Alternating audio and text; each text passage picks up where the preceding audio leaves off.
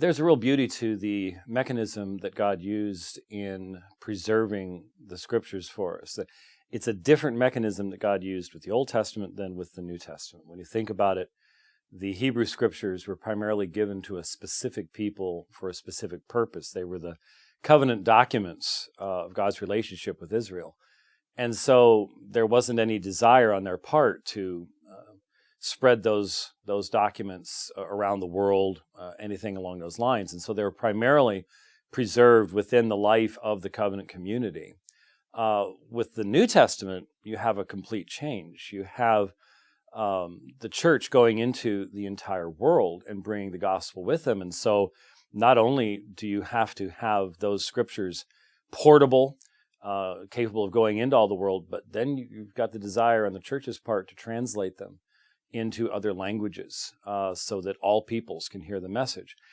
The result of that is that the two mechanisms are different. The Hebrew scriptures are very, very ancient, and yet we have record of what they looked like at the time of Christ, and so we have his authority to be able to establish the nature of those scriptures. With the New Testament, you don't have Jesus coming again to give his authority to whatever it is we have today. So there's another mechanism. The church is under persecution for the first 300 years of its experience, up until 313. And the Romans, especially toward the end, are specifically seeking to destroy Christian scriptures. We found a papyrus only a few years ago that gave a listing of a number of churches in Egypt that had been basically sacked by the Romans, and the large number of manuscripts that they had been able to obtain and to destroy. Now, not all of them necessarily would have been Christian scriptures, but the vast majority of them would have been.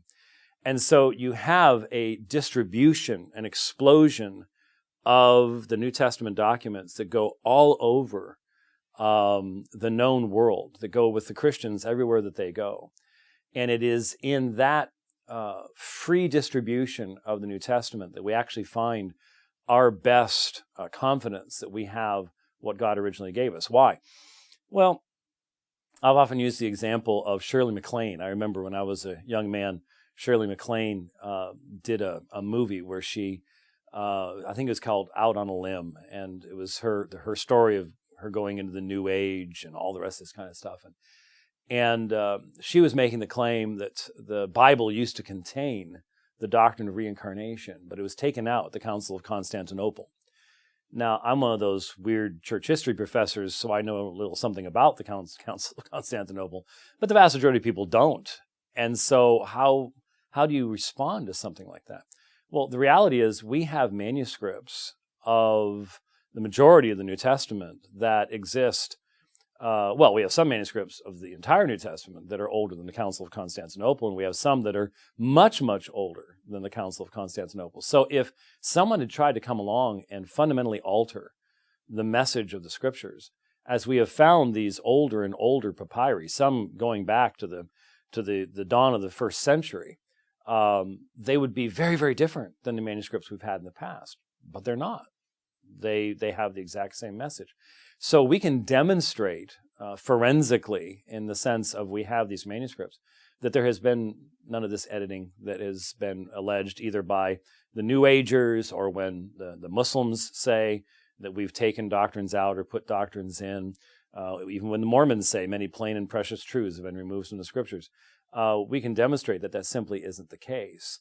That the earliest manuscripts we have, even little fragments, all the way to the later larger manuscripts that contain all the Old and New Testament, they all say the same thing. There is no evidence of this, any kind of tampering, redaction, editing, so on and so forth. So we have this massive manuscript tradition that spreads out across the known world, goes everywhere that the gospel goes. People don't necessarily like that. They sort of like the idea of Indiana Jones and the Holy Grail and some 700-year-old monk that has been protecting the one pristine manuscript of the New Testament all these years. They think that would be sort of cooler or something. But the fact is, you wouldn't know what that guy had been doing for 700 years with that manuscript anyways. Maybe he was messing with it. So the best way to have confidence in a manuscript is to have a widely dispersed, early testified manuscript tradition, which is what we have with the New Testament.